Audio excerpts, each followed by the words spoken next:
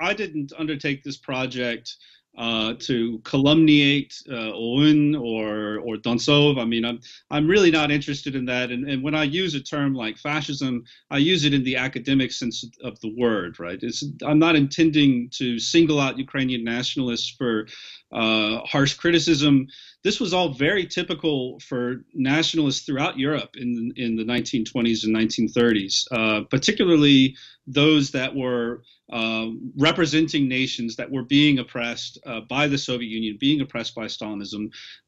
They, in a sense, were quite desperate and turning to any hope that some power could come in and liberate their nation. And so I think this is something that has to be reckoned with seriously by people who want to understand the history of this time.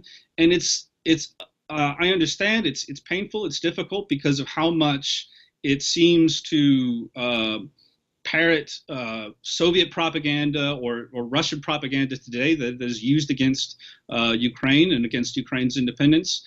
But as scholars, as academics, we have to look at this right in the face, and we have to be honest about it.